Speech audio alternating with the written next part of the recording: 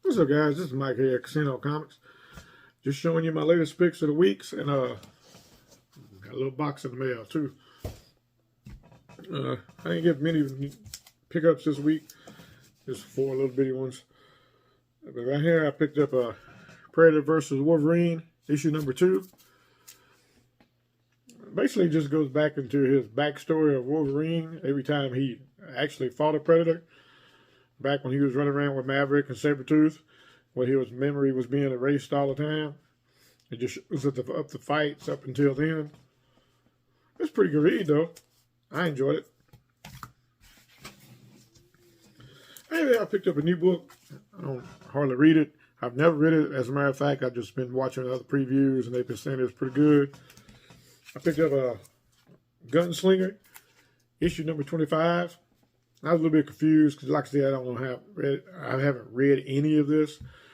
But apparently, he was tracking down a truck full of deadly chemicals, and he was tracking it back to the warehouse. But the art and the writing, it's pretty good. I enjoyed it. I'm gonna probably pick up next issues and follow it and see how it goes. That's Gunslinger, issue number 25. And right here, since it's coming up to be Halloween, I picked up the Monsters, Universal Monsters Dracula issue number 1. And I'm not really an art buff. Like I said before, I like a good story. This has both. The writing, it's just like the Bram Stoker's Dracula. It follows right along that line. But the art,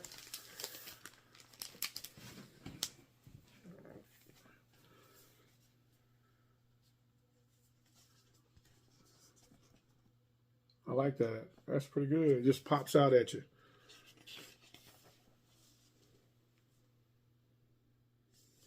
Art in that book is really good.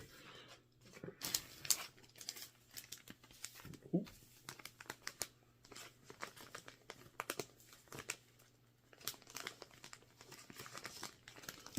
I'll do that in a minute. I'll waste too much time. Now, I picked up Amazing Spider-Man issue number 36.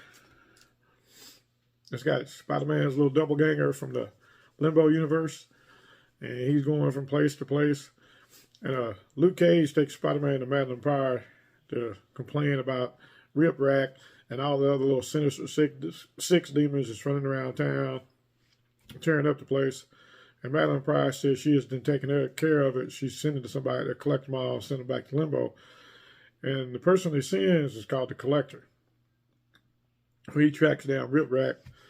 And he's sitting there, he doesn't want to go back and everything, and he looks at Spider-Man and says, I recognize you, and as he's trying to basically eat Rip Rack, to me, that's what it looks like. Spider-Man punches him and saves him, and at the very end, the Collector is picking himself up out of the alleyway, and he mumbles Parker.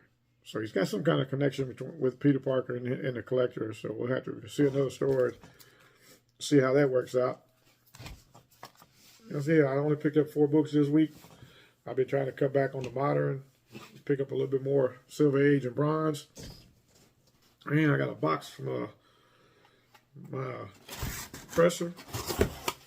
And good old Florida, that is. Oh, I just put that over here so I don't trip it out. Got 10 pounds of bubble wrap this time, but it ain't but 1 book. Right here, like I said, these books out of my personal collection, it's nothing really going to be high grade, the Silver Age and the Bronze. The Bronze probably will, the Silver Age, mid-grade, below. But if this is the book I think it is, it's the... We're still like that. I think it's the Superman 199, the first race of him and the Flash. This is kind of like a memory book to me. I had this book in 11th grade, somewhere out there, 10th, 11th grade. And it came back 4.0, off-white to white pages. It's the first Superman Flash race. I can get the glare off of it. And what I remember most about this book, you know, being in the 10th, 11th grade, reading comic books, it ain't too many people you're going to be doing that with. But the buddy of mine that actually read comic books with me, we was sitting in study hall with our books. And of course, back in them days, you didn't know any better, had tape on it. And I put one of the bags up here on my book, and it hit that. As you can see, the tape pull. I wasn't paying attention. I reached over and grabbed the bag, and it pulled the book. And we both got in trouble because at the same time we saw it, and I saw that, we both dropped the F-bomb. He's no longer with us. He was killed in a head-on collision soon after we graduated high school. But this book right here, I remember him every time I look at this book. Superman 199. 4.0. Ain't bad for a Silver Age with a big-ass tape, with a tape pull on it. Alright guys, well, that's all I have for the night. Like I said, it's been a long night. Babysitting. Ain't nothing like a poker tournament. Until then, till next week, peace y'all.